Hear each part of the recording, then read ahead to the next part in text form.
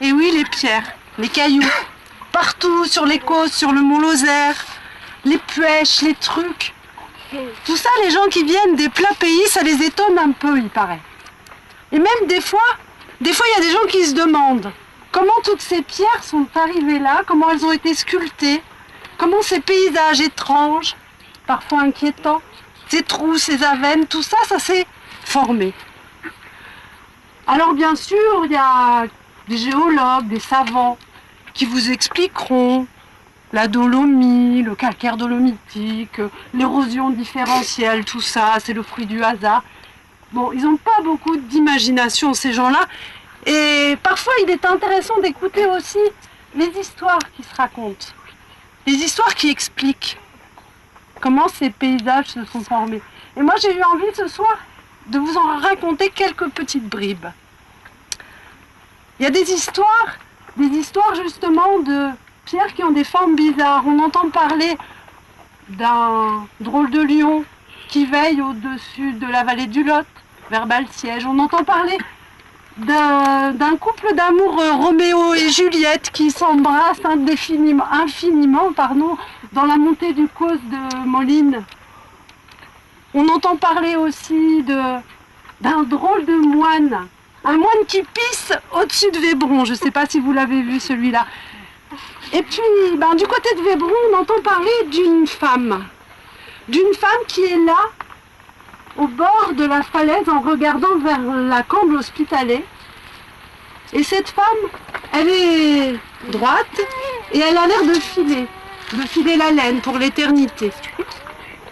Cette femme-là, il paraît que c'était une femme qui habitait là-haut sur la Camp, à l'Hospitalet, dans ce petit hameau hospitalier, justement, où on accueillait les passagers, où on leur donnait à manger, le souper, le coucher, moyennant quelques pièces sonnantes et trébuchantes. Et un hiver de tourmente, un hiver où la cloche a sonné souvent pour rassembler les marcheurs égarés, un hiver comme celui-là et une nuit où il avait fait particulièrement froid, un mendiant était venu frapper à la porte de la femme de l'Hospitalet. Et la femme, quand elle l'a vu dégoniller, elle lui a dit qu'elle n'avait plus de place. Elle savait bien qu'il n'avait pas d'argent pour payer celui-là. Et le lendemain matin, quand elle était descendue pour attiser son feu, et qu'elle avait ouvert la porte, elle l'avait trouvé là, juste au même endroit où elle l'avait laissé la veille, immobile, mort. Et c'est depuis, à ce qu'on raconte, que la femme a disparu et qu'on a retrouvé un peu plus loin dans les rochers cette femme, immobile pour l'éternité, en train de filer la laine, en regardant la vallée. On en raconte des histoires. On raconte aussi, pas très loin d'ici, l'histoire d'une fée, la fée de Banicou. Elle se tient pas bien loin du côté de Saint-Pierre-des-Tripiers. Elle se tenait parce que c'est encore une vieille histoire. Et Banicou, vous savez, ça veut dire le bain. Et c'est un endroit où le rocher est un petit peu creusé et où l'eau de pluie peut s'accumuler, si bien qu'on peut s'y baigner. Et justement, dans des temps très reculés sans doute, se tenait une fée dans les parages. Et la fée, elle n'était jamais bien loin du bain de Banicou parce qu'elle avait une sorte de métier, une sorte de rôle dans la communauté locale. Elle était celle qui était chargée de déniaiser les jeunes hommes, adolescents, qui n'avaient pas encore connu de femme. Et donc, quand le temps était venu, le jeune homme se présentait, en général une nuit de pleine lune, comme ce soir, on ne la voit pas encore, mais peut-être on va finir par l'apercevoir. Le jeune homme arrivait, un peu intimidé, se présentait devant la fée, et elle l'emmenait, elle le prenait par la main, l'emmenait vers le bain de Banicou, et tous deux passaient là une nuit qu'on peut imaginer assez délicieuse. En général, le jeune homme repartait un peu plus droit, un peu plus fier pour vivre sa vie d'homme. Tout ça aurait pu durer sans doute très longtemps, peut-être même aurait-on aujourd'hui un produit écotouristique de premier choix si ça avait pu durer jusque-là. Seulement voilà, non, je vois bien qu'il y en a parmi vous qui sont déçus, mais non, ça n'a pas pu durer parce que un jour s'est produit l'irréparable.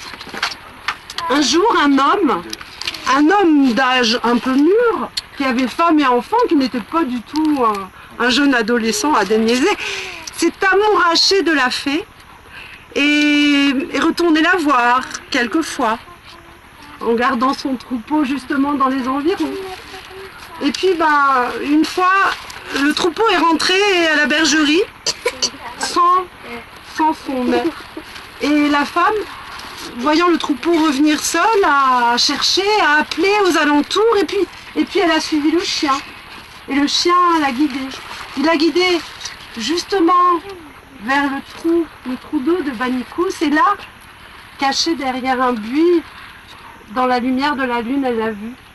Elle a vu son homme qui sortait du bain, dans la lumière étincelante, avec la fée nue et belle à ses côtés. Et la femme, là, de désespoir, de jalousie, elle est tombée à terre, morte. Alors, la fée, comprenant que un amour entre une fée et un humain était décidément impossible, sans espoir, la fée a ramassé la tête de la femme et l'a posée là, sur le bord du chemin, pour qu'on se rappelle cette histoire et qu'on se méfie. Et puis, on n'a plus jamais revu dans le pays. Bon, les fées ont pu donc former un petit peu de nos paysages, mais il n'y a pas que les fées. Vous avez sûrement entendu parler d'un autre grand architecte de nos rochers, de nos paysages, et qui d'ailleurs a dû œuvrer dans toute la France à ce qu'on entend comme légende un peu partout. J'ai nommé le gros, le grand, le géant Gargantua. Gargantua. Eh bien, figurez-vous, pour ceux qui connaissent Gargantua, que il se pourrait bien que son habitation principale ait été pas très loin d'ici, là où on se tient ce soir, puisque le mont Gargot pourrait bien tenir son nom de son habitant, Gargantua. Et oui, Gargantua vivait au sommet du mont Gargot. Gargantua, à part qu'il était un peu grand, il vivait comme tous les paysans des alentours. Il cultivait ses champs, il avait des moutons, il avait un chien, il se promenait, il mangeait, il buvait, il s'amusait, il faisait la fête. Bref, une vie normale. Et il paraît qu'un jour c'était l'automne, le moment où on laboure la terre, Gargantua, bien fatigué de son travail de laboureur, et les sabots pleins de la terre, bien collante des dolines qu'il avait labourées, a traversé d'un grand pas de géant la vallée de l'autre côté de Florac, et là, il a posé son gros derrière de géant sur la petite colline qui se trouvait là. C'est l'Esquinodase, pour ceux qui la connaissent. Et là, il s'est assis.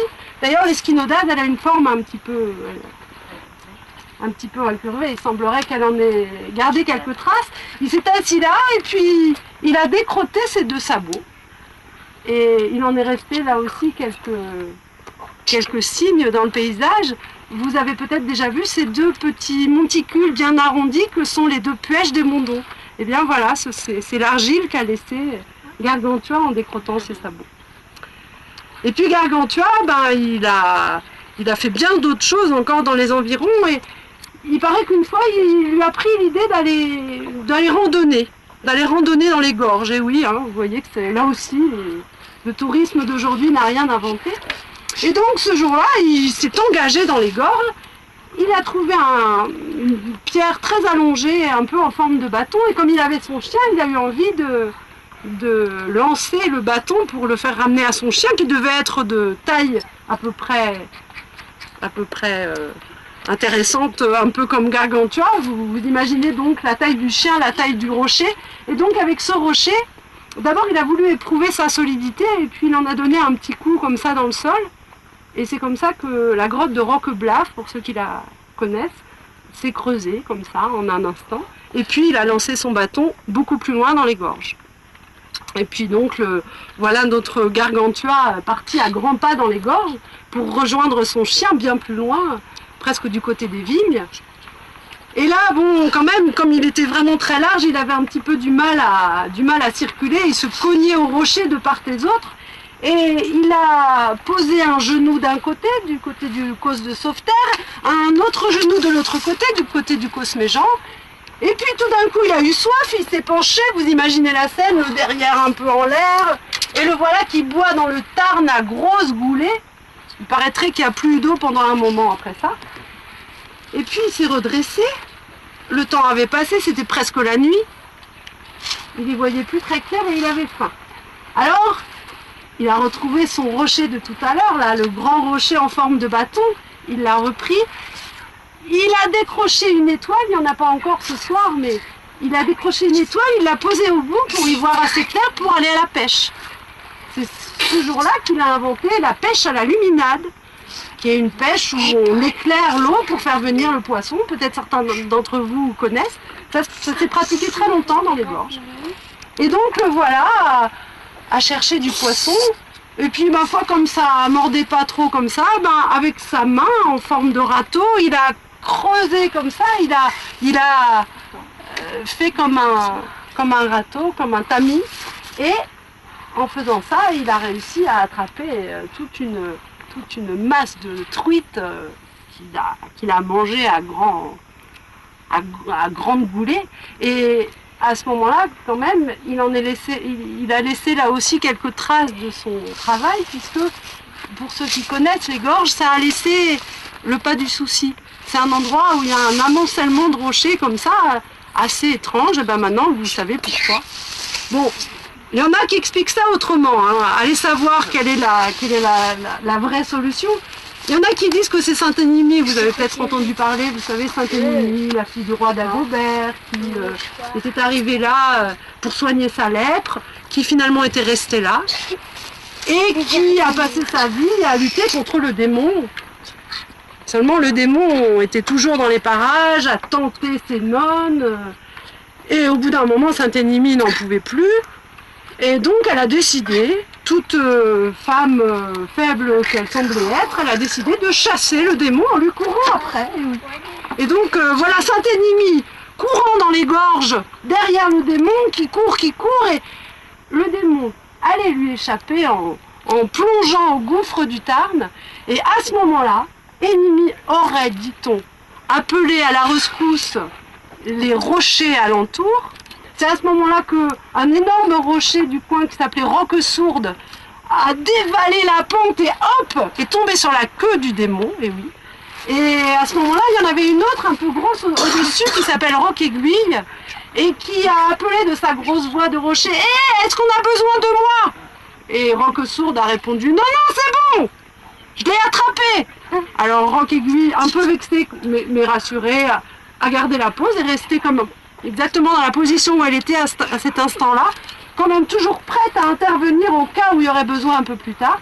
Et c'est comme ça, si vous vous promenez pas très loin des vignes, que vous trouverez Roque-Aiguille en position un petit peu bancale, toujours prête.